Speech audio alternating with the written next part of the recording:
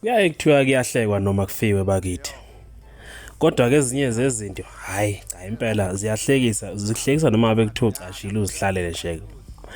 Lapha ke kunendaba ethinta Welile Mchunu. Kanjalo ke noMthandeni igcokamelisha manqele. Welile Mchunu owaziwa ngoba ngunontanda kubukwa, othanda ukubukwa ngabantu njeke. Welile Mchunu uyintombazane njeke engasiwa nokuthi ngiyakuphi, ehamba izifaka nje noma ngayikuphi lapho ke bona khona ukuthi ngazi ukuthi kune trend ekhona bese ehamba ezifaka njeke. Muva nje ufakashele kodwendweni lukaThibela nokuyilapho ke khona afika khona wachoma wakhomba ke ukhuzana umfoka kaMpungose wathi ke nansi inkosi kaMaskandi nesiyasiyo. Hayi bonke labantu abayibizayo ngamakhosi benithini?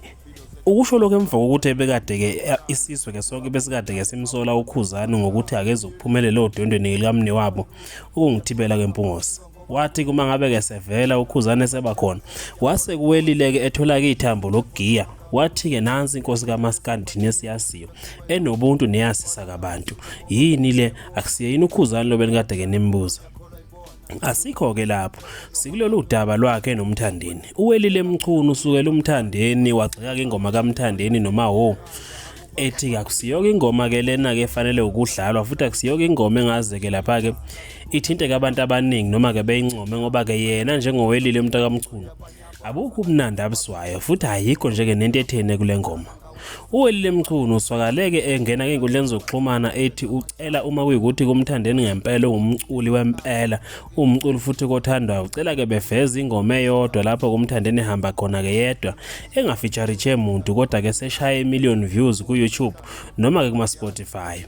Uwelile Mchunu uthi uMthandeni uyanabukeliswa nje ayikho lento kaMthandeni ngoba uma ngabe ke hamba yedwa akafiki kwi-million uthi akafiki na ku 500,000 uphelela nje ke lapha ke esini. Welile uthi uma kuyikuthi ke lokho konikuthatha njengokuthi ngamanga noma mhlambe nibona sengazi ukuthi ke ngidelela uMthandeni manqele ngicela ke nihambe ningisendele kama screenshot engoma yakhe engafeature umuntu eyedwa angikhulumi njengoba ke feature lokho kwamathangana esho ke kuma ho wathi ke naleli phara uzwakaleke ethi ke naleli phara esho ke kuMrs Paris okungulwandle nkulu. Uwelile Mchunu ukhwele wadilika kuMthandeni embiza ngawo wonke amagama lawa. Uthi yena ayikho into angathi uyamvuma noma ngathi ke engamenza abize uMthandeni njengomculi. Uthi yena akayiboneli nje kumculi lapha kuMthandeni, uyibonela umuntu nje ohamba esimelela ngabanye abantu ukuze ethola udumo. Ukusho lokhu nje ingoba ke engafuni ukuvuma ingoma ke ehlubhedu kulezi insuku okuyingoma ke ethi Igushi okuyingoma kaMthandeni hamsana ke noma ho kanjalo ke naleyo ke ethi shebise ejezini. Uphendulile umfoka manqele uzokhumbula phela ukuthi kamatema lombhemo ayabajabulisa abantu. Umfoka manqele ubabeleke inkundleni zokuxhumana wahamba kwabhala istatus lapha ashaya khona kwabola.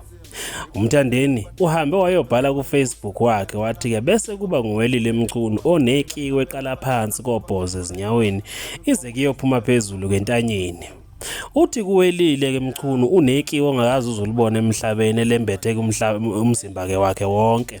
Uthi cha liyafana noPoloneka. Uyawazi phela uPoloneka ukuthi kawuvezi lutho uveza ikhanda kuphela mangabe kumuntu egqoka uPoloneka. Lokho kushiwo nguMthandeni ke babeleka ku Facebook ezama ukuphendula ke incwadi ebibhalwe nguWelile Mchunu nakhona kungasi ukuthi kahle kahle babangane. Kodwa indaba isekuthenini uWelile Mchunu uthi yena akambona uMthandeni ewumculi. Uthi kuMthandeni ke ayikho into engayikhuluma noWelile Mchunu mina ngoba unekiwe nje liqala phansi kobhozo lize liyofika entanyeni lifana noPoloneka ikiwi likaWelile Mchunu.